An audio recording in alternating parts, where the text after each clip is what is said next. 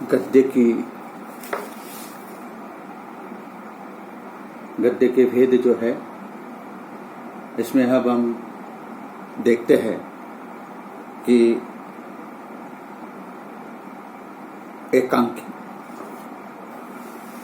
एकांकी का स्वरूप एवं तत्व। एकांकिका का स्वरूप एवं तत्व ये जो है, एकांकिका का स्वरूप आधुनिक युग में मानव जीवन के अनेक विघ्न, बाधाओं और भौतिक समस्याओं से घिरा हुआ है। इसलिए जीवन अत्यंत संघर्षमय, गतिशील एवं द्रुतगामी हो गया है। समय के अभाव के कारण मनुष्य को गंभीर दार्शनिक तथा दीर्घकाय साहित्यिक रचनाओं के प्रति रुचि नहीं रही तथा ऐसी रचनाओं के प्रति उसका आकर्षण भी अपेक्षाकृत कम हो गया है। मनुष्य सदा से ही नवीनता का उपासक होने के कारण उसने साहित्य के क्षेत्र में भी अनेक नवनवीन प्रयोग किए हैं। एकांकी विधा भी उसके परिवर्तनशील मस्तिष्क की उपज है, जो कम समय में मानव का मनोरंजन तो करती है, साथ ही जीवन निर्माण में वह सहायक सिद्ध हुई है। तात्पर्य एकांकी आधुनिक युग की नवीनतम विधा है। एकांकी यानी एक अंक वाला नाटक। अंग्रेजी में से वन एक्ट प्ले शब्द के वन एक्ट प्ले कहा जाता है। कुछ विद्वानों ने नाटक की परिभाषा जो दी हुई है वो इस तरह से दी हुई है, वाल्टर प्रिंचर्ड ईटन के अनुसार एकांकिका की परिभाषा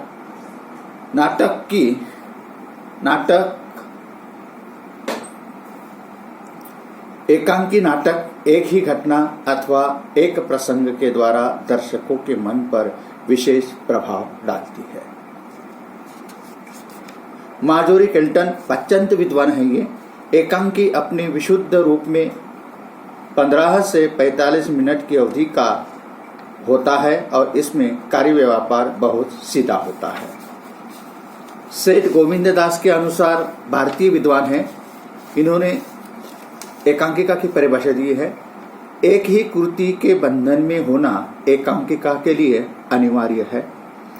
डॉक्टर रामकुमार वर्मा के मतानुसार एकांकिका में विस्तार के अभाव में प्रत्येक घटना कली की भांति खिलकर पुष्प की भांति विकसित होती है।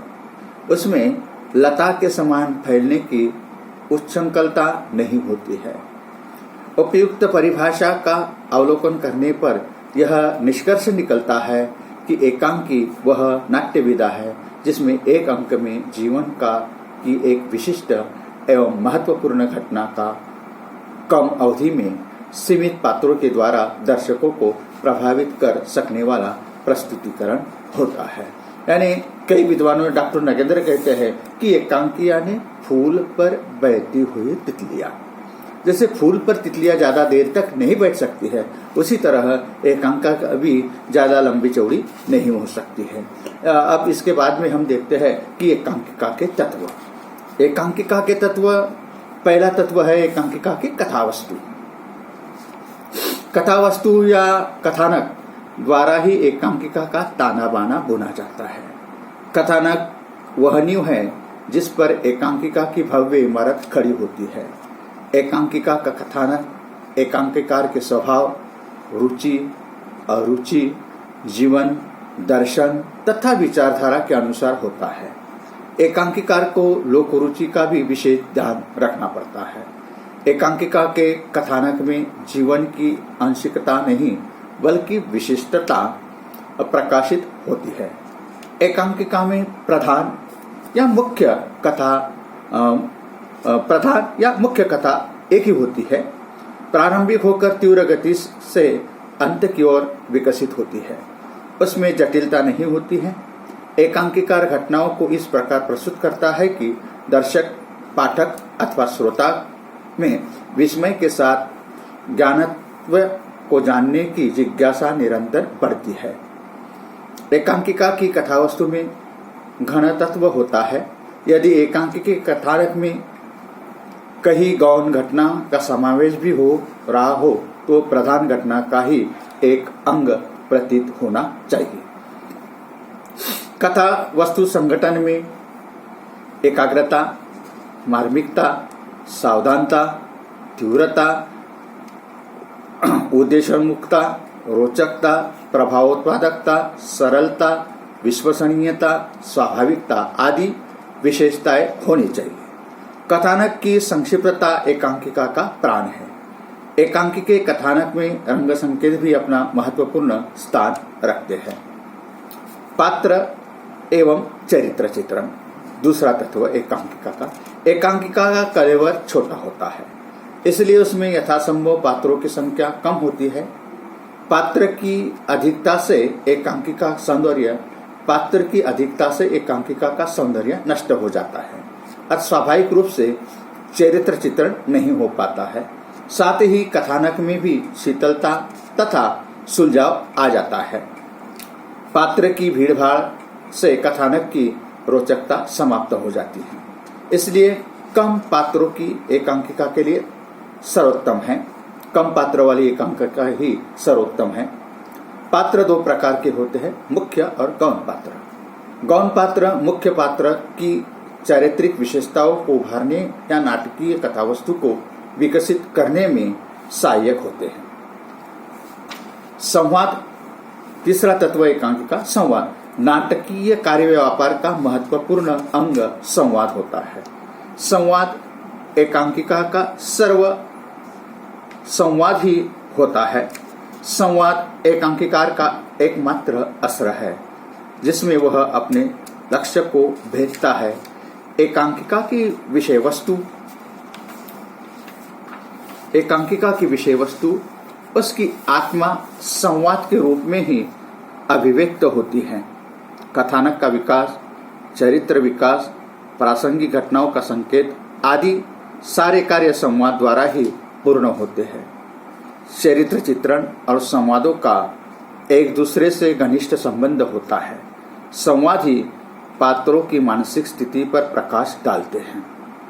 संवाद छोटे, सरल, सरस, संक्षिप्त, रोचक, चुस्त, प्रभावशाली, सारगर्भित, मार्मिक, स्वाभाविक, सजीव, सार्थक, सुबोध होने चाहिए। पात्रानुकूलता और प्रसंगानुकूलता संवादों की सबसे बड़ी विशेषता है। एकांकिकार की सफलता इस बात में निहित है कि वह कम से कम शब्दों में अधिक से अधिक भाव व्यक्त कर सके। एकांकिकार कुशल शिल्पी की भांति शब्द नाप तोल कर रखता है।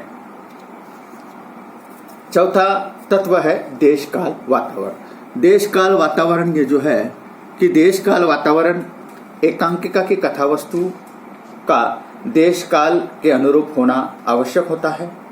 अभिनय के लिए यथार्थ जीवन के कुछ उद्दीप्त क्षणों की महत्वपूर्ण घटनाओं का होना जरूर होता है।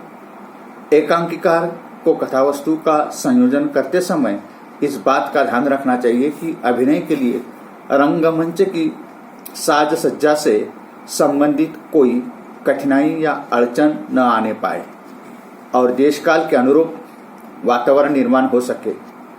पात्र जैसी वेशभूषा धारण करते हैं, जैसा आचरण करते हैं और जिस संस्कृति की अभिव्यंजना करते हैं उससे भी देशकाल का ज्ञान होता है। अगला कि भाषा शैली। एकांकिका प्रस्तुत करने के ढंग को शैली कहते हैं। इसमें रचनाकार का व्यक्तित्व विशेष रूप से झलकता है।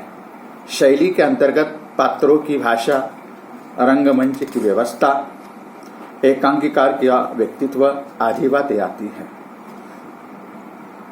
एकांकिकार की सफलता के लिए जितना शैली का महत्व है उतनी ही भाषा का भी भाषा अत्यंत सरल, सहज, स्वाभाविक, कल्पनाविहीन, प्रांजल, प्रवाहयुक्त, पात्रानुकूल, प्रसंगानुकूल तथा जनजीवन के निकट होनी चाहिए। प्रसंग के अनुरूप उसमें उतार चढ़ाव होने से एकांकी की कथावस्तु में निखार आ जाता है। भाषा शैली द्वारा पात्रों के चरित्र का भी ज्ञान होता है। अतः एकांकीकार ने भाषा और शैली पर समान बल देना चाहिए। अभिनयता अगर हम देखें, एकांकिका में अभिनयता, एकांकी दृश्य काव्य है, इसलिए अभिनय एकांकिका का सर्वाधिक महत्वपूर्ण तत्व माना जाता है। कुछ लोग अभिनयता को ही एकांकिका की कसौटी मानते हैं। आज का प्रत्येक एकांकिकार अपनी रचना में रंगमंच और रंग निर्देश का विशेष ध्यान रखता है। एकांकिका में ऐसी ही सामग्री का संकेत हो जो सरलता और अल्प करने में भी प्राप्त की जा सके। अभिनय देखकर दर्शक उल्लास से उछल पड़ता है, रोमांच से फूल जाता है, कौतूहल से चकित होकर आशातीत प्रसन्नता में डूब जाता है। रंग संकेत मंच पर एकांकिकार के उद्देश्य को भली भांति हृदयगम करने में सहायक होते हैं। एकांकी दृश्य काव्य होने से उसमें अभिनयता होनी चाहिए। और एकांकिका का छठवां तत्व जो है वो है उद्देश्य। एकांकिका का उद्देश्य केवल मनोरंजन नहीं बल्कि कुछ न कुछ निश्चित उद्देश्य भी होता है। आधुनिक युग में एकांकी नाटक क्षणिक आनंद प्रदान करने की स्थिति में हो यह बात नहीं, अपितु सामाजिक, राजनैतिक, सांस्कृतिक, ये जो है नैतिक एवं मनोवैज्ञानिक समस्याओं पर भी प्रकाश डालता हुआ उचित समाधान प्रस्तुत करने में व्यस्त होता है। आज के समाज की श्रृंखलताएं मानव जीवन की विसंगतियों, जड़ जरूरियों एवं मान्यताएं तथा घिसी पीटी परंपराएं एकांकिकार के लिए एकांकी की कथावस्तु जुटाने में सहायक होती है, जिन पर वह खुलकर प्रहार करता है। प्रहार में जितनी अधिक तीव्रता और शक्ति होगी उतनी ही वह एकांकी दर्शकों के मन को अधिक आकर्षित कर सकेगी। ये हम लोगों ने देखा कि एकांकिका के तत्व और एकांकिका के स्वरूप, एकांकिका की परिभाषा। अब गद्य की जो विधाएं है, उस गद्य की विधाओं में या गद्य के जो भेद जो है, गद्य के भेद में हम देखते हैं अभी निबंध ये जो है कि निबंध का स्वरूप और तत्व। निबंध का स्वरूप जो है, निबंध का स्वरूप इस तरह बताया जाता है कि निबंध का स्वरूप आधुनिक युग में गद्य साहित्य का चरम उत्कर्ष मिलता है। उपन्यास, कहानी, नाटक आदि साहित्य की गद्य विधाएं है, लेकिन गद्य का वास्तव रूप तो निबंध विधा में ही है। अभिव्यक्ति होता है। वैयक्तिक शैली निबंध में जितनी निखर आती है उतनी अन्य किसी गद्य विधा में नहीं आती है। आचार्य रामचंद्र शुक्ल का कहना है कि यदि गद्य कवियों की कसौटी है तो निबंध गद्यों की कसौटी है। यह कथन निबंध विधा के महत्व को ही स्पष्ट करता है। निबंध ही गद्य का सुंदरतम बौद्धिक विधा है। अतः निबंध आधुनिक साहित्य की एक महत्वपूर्ण विचार प्रधान गद्य विधा है।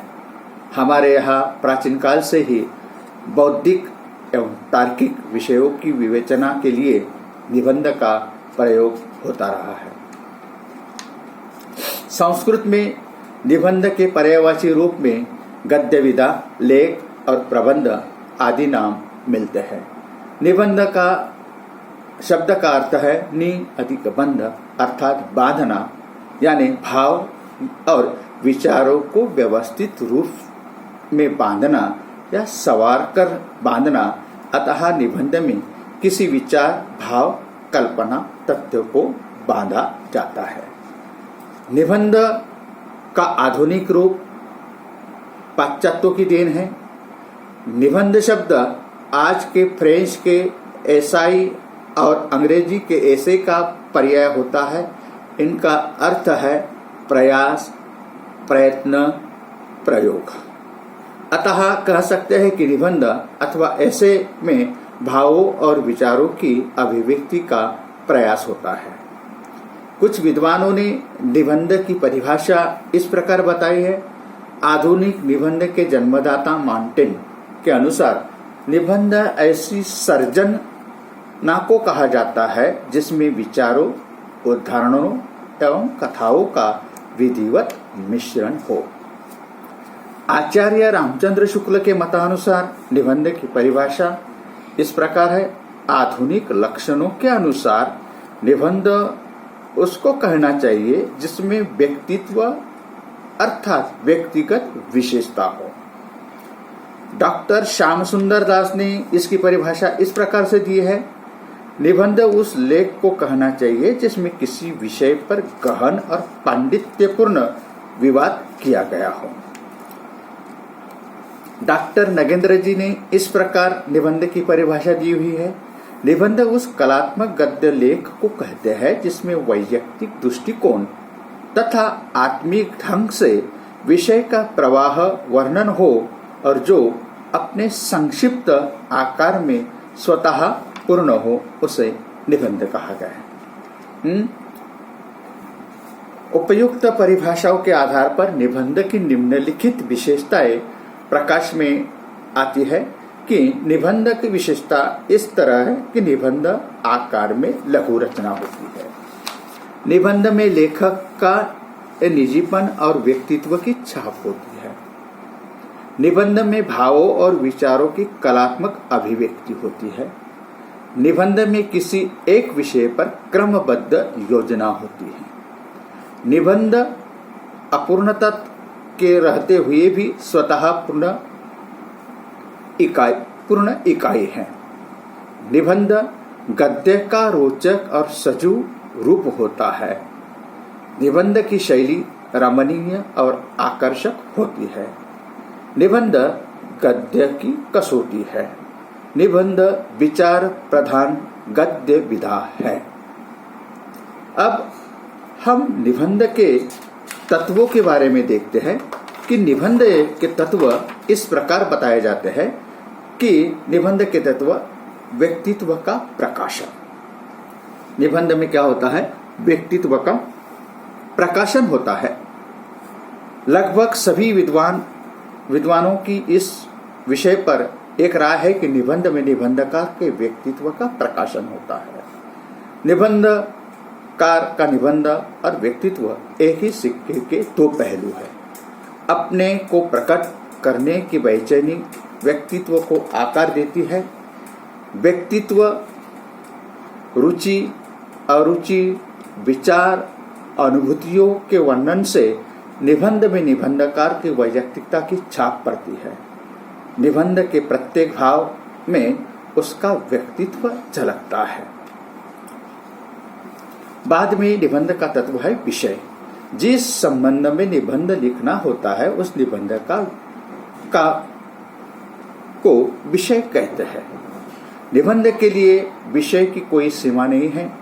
निबंध का विषय कहीं से भी लिया जा सकता है। विश्व की सामान्य से सामान्य वस्तु भी निबंध का विषय बन सकती है। निबंधकार किसी भी सामान्य विषय को चुनकर अंत में उसका महत्व तथ्यों के माध्यम से स्पष्ट करके पाठक को मंत्रमुग्ध कर देता है।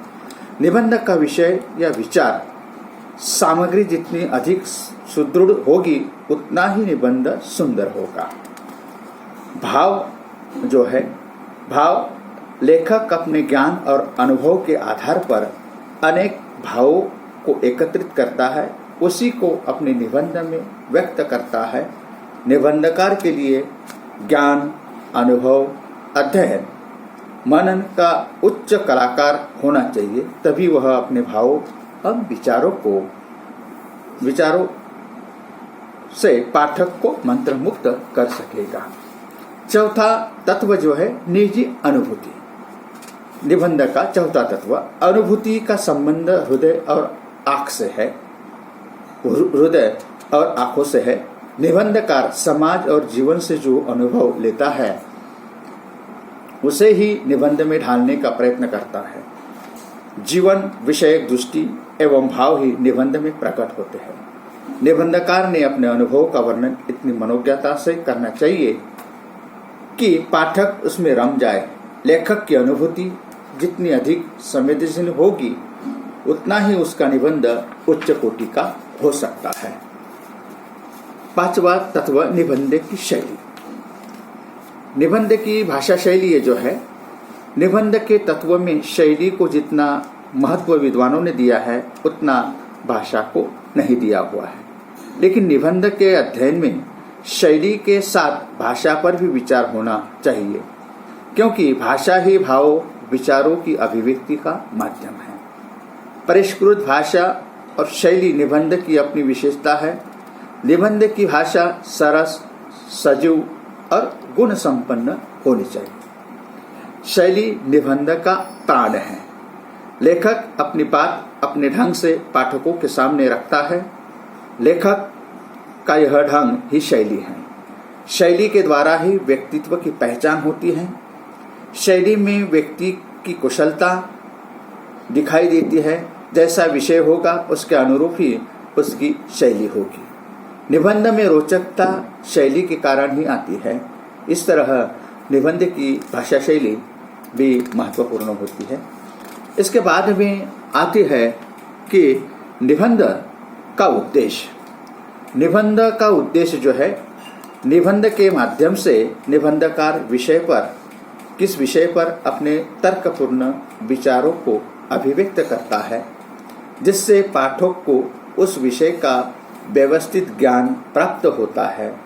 निबंधकार अपने निबंध में विविध विषयों को आधार बनाकर उसका विवेचन, विश्लेषण प्रस्तुत करते हुए महत्व को प्रतिपादित करता है।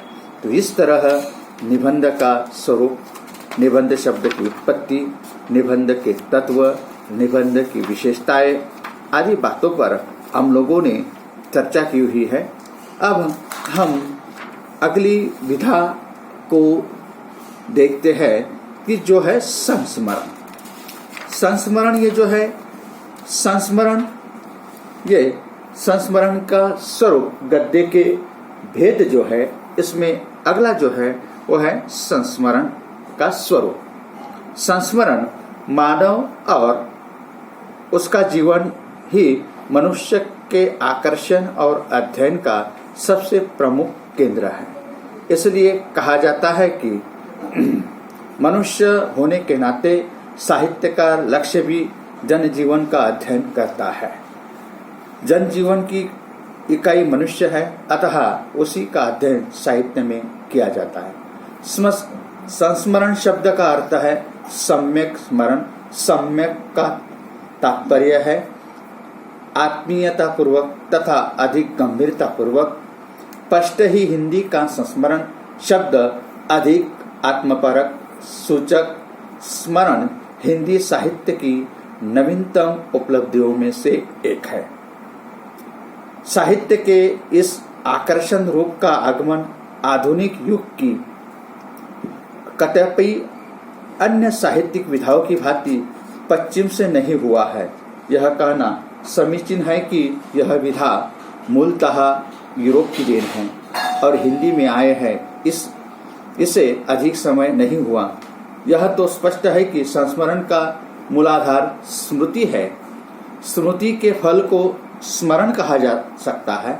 समस्त जड़ चेतना अथवा आध्यात्मिक जगत की जो अनुभूतियां उसके मानस पटल पर स्मृति के माध्यम से अंकित होती है, वही साहित्य स्मरण है।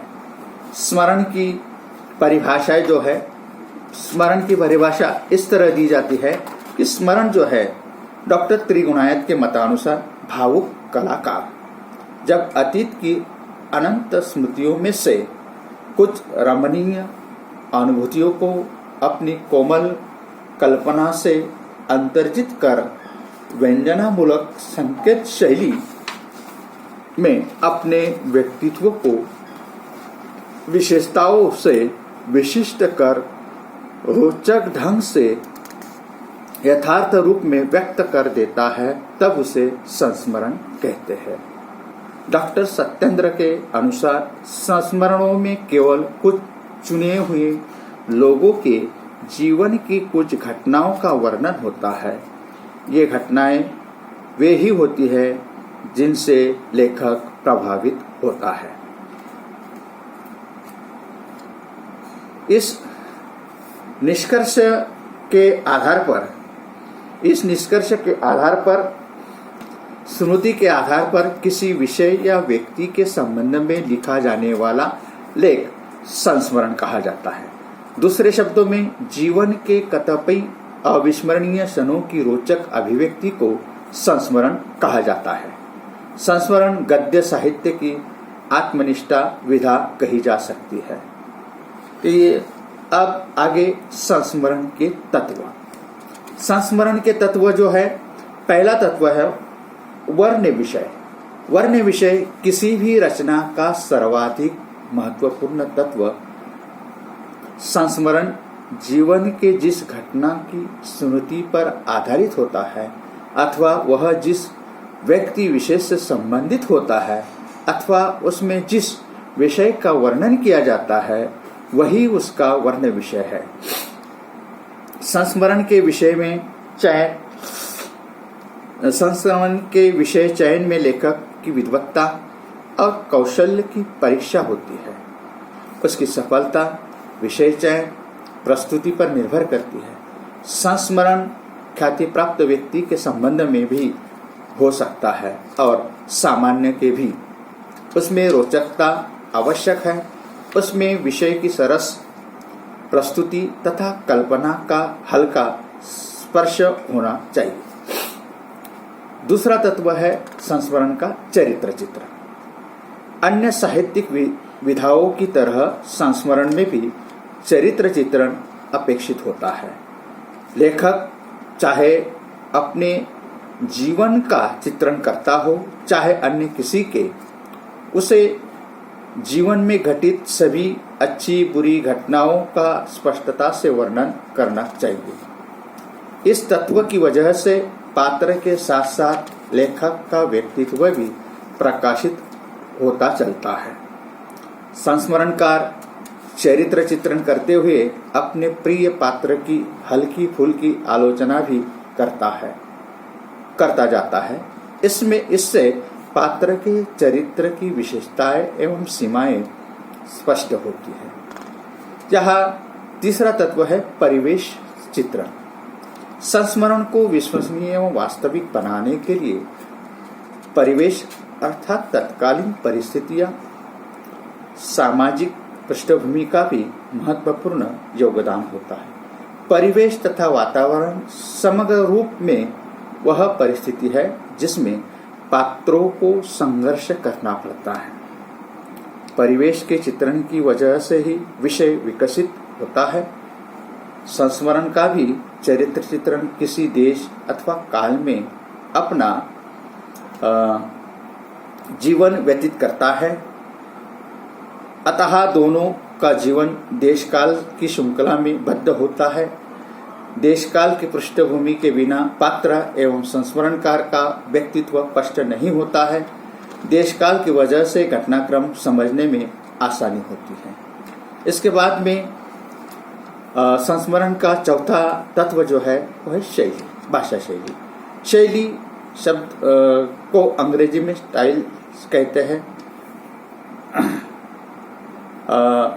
स्टाइल शब्द का अनुवाद है भावाभिव्यक्ति की पद्धति, वाक्य योजना आदि को शैली कहा जा सकता है।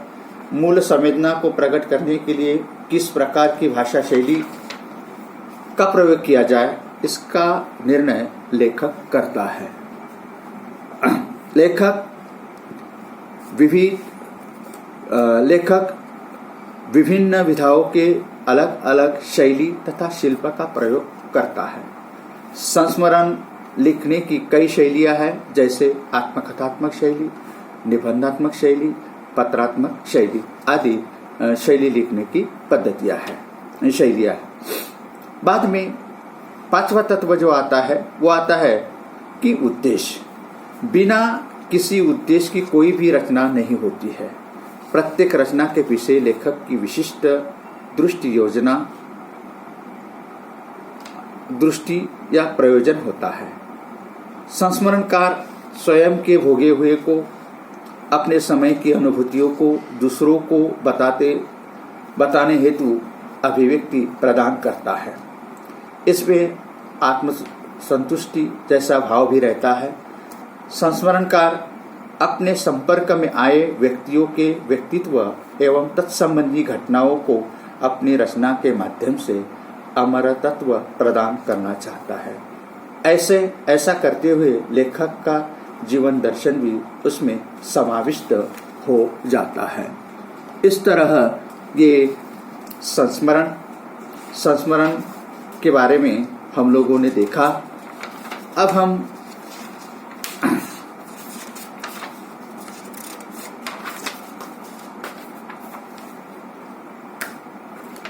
यहाँ पे रुकते हैं और अगली विधा की तरफ मुड़ते हैं।